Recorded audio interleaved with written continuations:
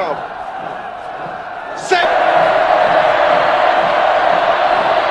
Satu persatu pahlawan dari suku Batu Langit gugur di tangan Sang Algojo. Getir-ketir bercampur marah bergejolak dalam jiwa si Jagur, di mana dua nyawa saudaranya lenyap dengan cara yang sangat tragis. Sampai pada gilirannya sepontas terlintas wajah sang istri yang sedang menantikannya kembali pulang.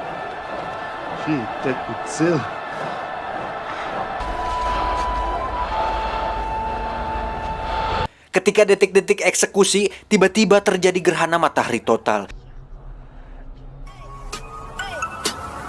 Get it when I get back.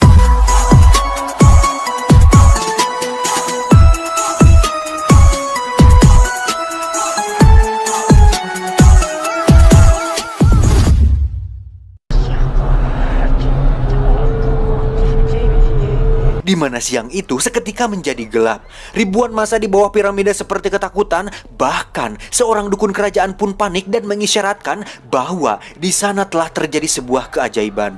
Padahal faktanya tanpa mereka sadari fenomena tersebut bagian dari keistimewaan si Jagur. Alah, keistimewaan apanya? Orang itu fenomena alam yang biasa terjadi. Tolonglah berpikir secara rasional dan akal logika yang loginawi. Anjing. Alhasil Sang Algojo tak jadi mengeksekusinya dengan alasan bahwa Dewa Matahari atau Kulkulan sudah cukup kenyang dengan darah yang telah dikorbankan. Alah, anjir apaan sih? Tapi itulah sebuah budaya ya, jangan diolok-olok, jangan dilecehkan karena itu adalah bagian dari budaya dan sebuah tradisi yang memang sudah terjadi selama ribuan tahun lalu. Ketika hari kembali terang, Sang Algojo memerintahkan agar membuang sisa tawanan termasuk si Jagur itu sendiri.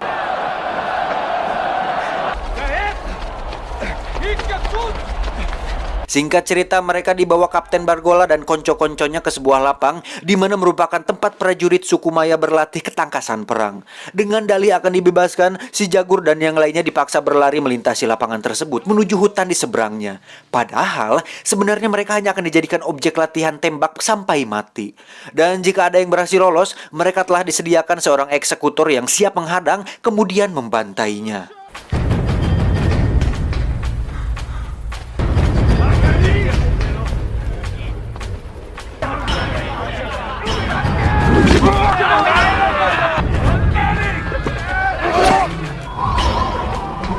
Namun, nasib malang menimpa si Ibro di mana sebilah panah menancap di punggungnya, sementara hal yang sama pun juga dialami yang lainnya.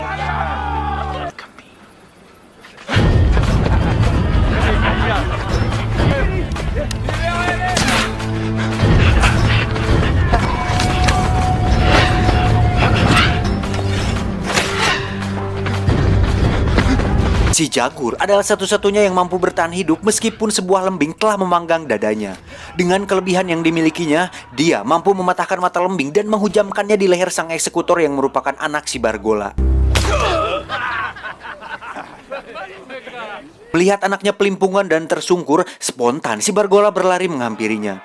Sementara itu dengan sisa kekuatan yang dimiliki oleh si Jagur, dia terus berusaha menggapai sisi dekat hutan yang dijadikan tempat pembuangan jasad mayat yang telah dikorbankan. Kenapa harus dinarasiin sih scene kayak gini? Kalau dolar kuning gimana? Scriptwriter-nya gimana sih ini? Masa nggak tahu mana yang dolar kuning mana yang tidak? Blok! Tolong editor dikondisikan supaya tidak dolar kuning. Nanti AdSense nggak cair lagi. Emang nih scriptwriter-nya yang penulis narasinya keterbelakangan mental nih. Goblok.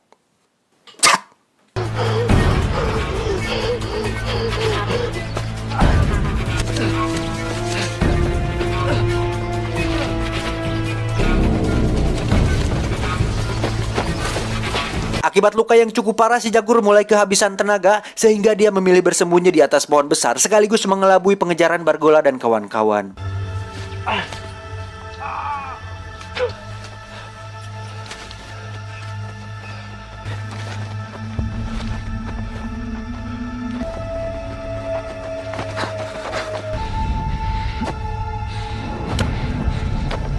Sejauh itu siasatnya memang cukup berhasil, namun tanpa diduga terdapat seekor jaguar betina menatap marah ke arahnya.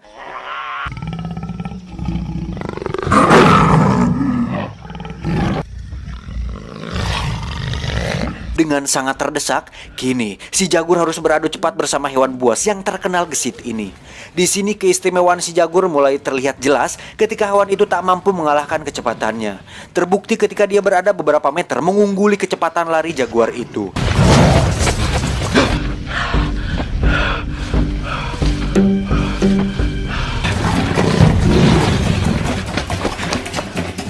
Dari arah lainnya, si Bargola dan konco-konconya datang. Tanpa basa-basi lagi, mereka pun langsung menyusul si Jagur dengan ambisi bisa segera membunuhnya.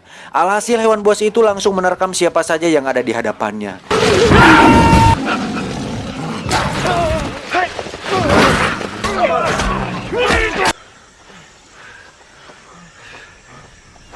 Kejadian itu cukup membuat mereka terkejut, bahkan salah satu dari mereka mulai menyadari tentang sosok lelaki pembawa Jaguar seperti yang diramalkan bocah cacar waktu lalu.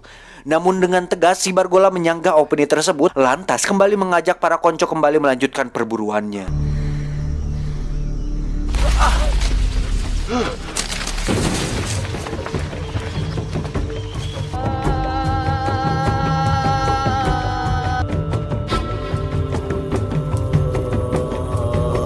Hari berganti malam hingga malam pun kembali menjadi siang, pemburuan masih terus berlangsung alot.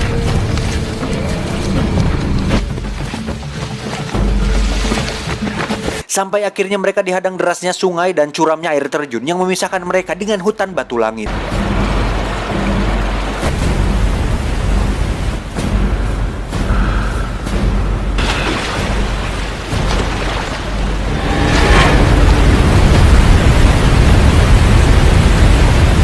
Artinya, selangkah lagi si Jagur akan kembali pada habitat aslinya. Namun rupanya, si Bargola akan mati penasaran jika belum mengkuliti si Jagur hidup-hidup. Sehingga siapapun yang melemahkan misinya saat itu, pasti akan dibunuhnya pula.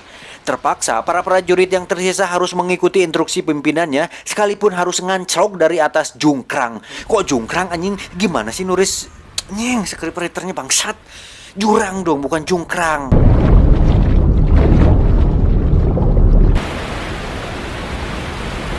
Menyaksikan aksi nekat mereka, si Jagur terkejut hingga terperosok ke dalam lumpur hidup. Namun hal itu tak berarti apa-apa dan dia berhasil keluar dari sana.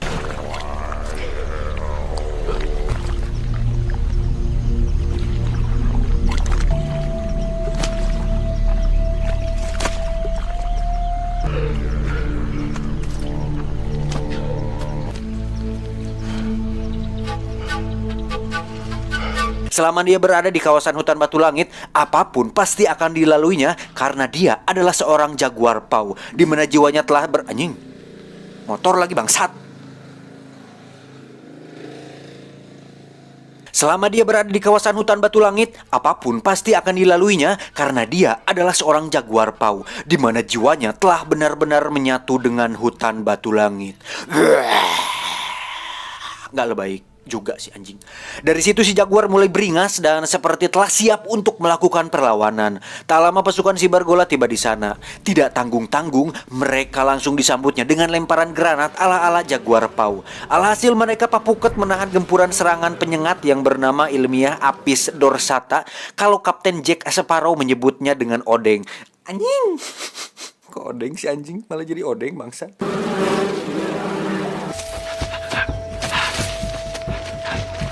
Di sisi lain dia juga telah merakit sebuah senjata tradisional dengan mengambil racun katak paling mematikan di dunia yang bernama ilmiah Denborates lecumales dengan memanfaatkan duri. Susah banget anjing dibacanya, harus diulangi beberapa kali bangsat. Gitulah pokoknya. Dengan memanfaatkan duri pohon jeruk sebagai amunisinya. Senjatanya boleh-boleh dibilang lelucon, tetapi racun itulah yang membuat prajurit ini sekarat dengan cepat. Wow.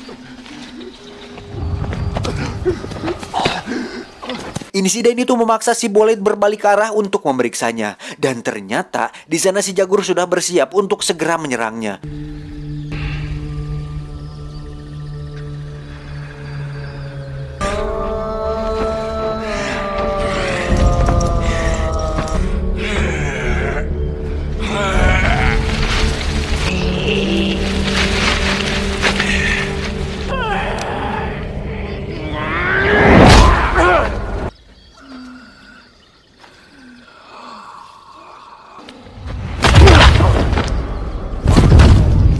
Di tempat itu, akhirnya si Bullet pun binasa, dan dengan penuh haru, si Jagur mendedikasikan perjuangannya itu untuk arwah sang ayah yang sudah berada di alam sana. Di alam mana?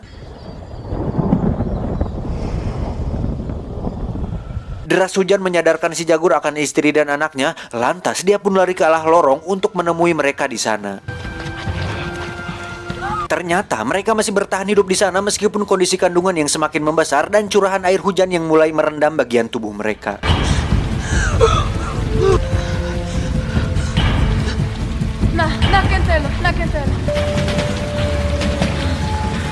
Di sisi lain, tewasnya si Bullet telah membuat si Bargola merasa kecolongan yang kesekian kalinya. Sebab itu kemarahannya semakin memuncak. Si Jagur tahu bahwa mereka masih mengejarnya, lantas dia pun kembali meninggalkan lorong itu demi keselamatan mereka.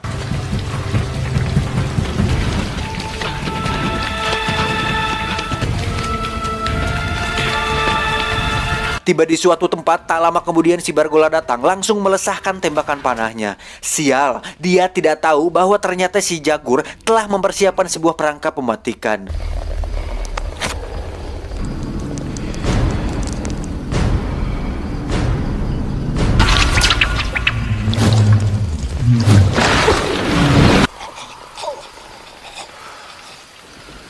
Kini tinggal dua prajurit saja yang tersisa, yaitu si Momon dan si Ocid. Di bawah deras hujan, mereka kembali diajak lari si Jagur menyusuri pedalaman hutan batu langit. Sementara air di lorong itu, curah air sudah merendam hampir seluruh tubuh seorang ibu yang sedang berjibaku menyelamatkan anak sulungnya. Padahal di sisi lain, dia juga sedang menahan rasa sakit detik-detik kelahiran anak keduanya.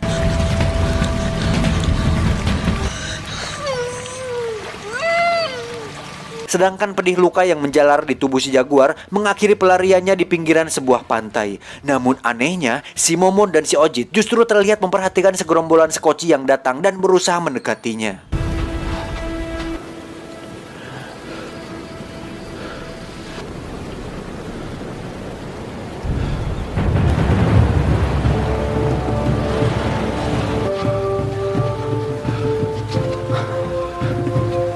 Saat-saat itulah yang kemudian dimanfaatkan si Jagur untuk kembali menengok kondisi anak dan istrinya. Setibanya di sana, dia tak kuasa menahan haru di mana sang bayi telah hadir di tengah-tengah mereka dalam keadaan selamat. Diceritakan beberapa minggu setelahnya, kapal-kapal itu masih terlihat bersandar di sana, sementara kedatangan mereka bermaksud membawa orang suku Maya sekaligus jadi titik awal keruntuhan peradabannya. Namun si Jaguar bersama keluarga kecilnya lebih memilih pedalaman hutan batu langit sebagai tempat hidupnya hingga akhir kelak.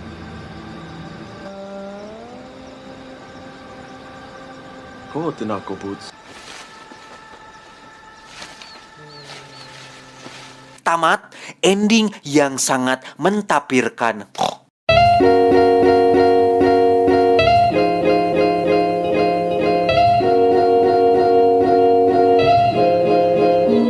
Pesan yang bisa kita ambil dari film ini adalah tinggallah di perkotaan jika tidak ingin diburu oleh suku pedalaman. Terima kasih. Salam salam perdamaian. Salam peradaban Indonesia.